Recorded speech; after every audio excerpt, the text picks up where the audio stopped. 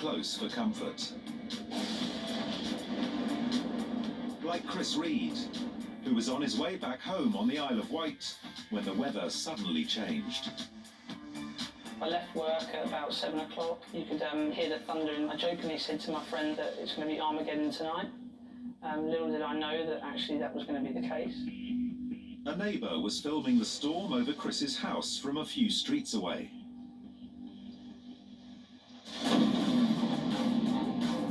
When it hit, that was a really, really big bang.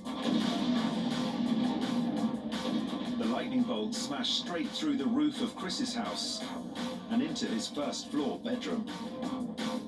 I just rushed upstairs to have a look and opened my door to pretty much carnage in my room. I remember just opening the door and it was so hot. My bed was on fire and, bits of ash were spitting off of things in there. A lightning strike can contain up to 1 billion volts of electricity, creating up to 30,000 degrees Celsius of heat in an instant.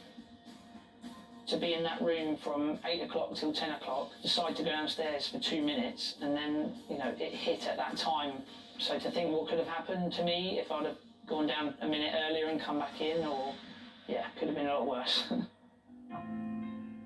The lightning bolt sparked a huge fire in the first floor of the house, and the resulting damage made it uninhabitable for over a year.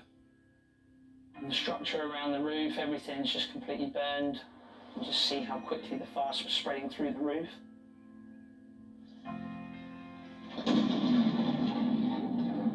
When you watch it back on that footage, and you hear the bang, you think to yourself, Christ, I was in that house when that happened. You can understand the extent of damage that the lightning that night caused. You hear stories about lightning hitting people's houses on rare occasions, and you never really think it's going to be your house. So why do some areas of the UK see more lightning storms than others? Dr. Peter Innes has researched this field.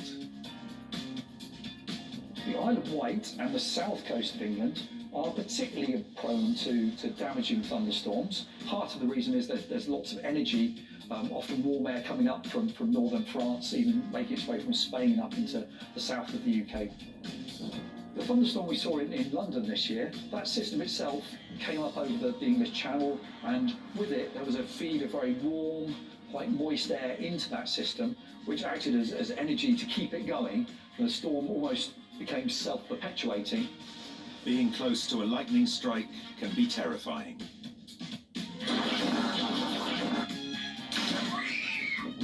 And you certainly wouldn't want to see one hit the ground right next to you.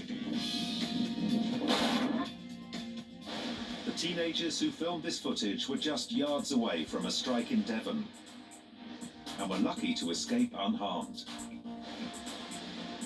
Meteorologist Alex Deacon knows just how damaging lightning can be. You get struck by lightning, well, you're in real trouble. Lightning itself is incredibly powerful, discharging thousands of kilowatts in a millisecond. Even though there are 1.4 billion lightning strikes globally every year, your chances of being struck by one are 1 in 10 million. But what's the science behind the storms? Alex Beresford is an ITV weather presenter.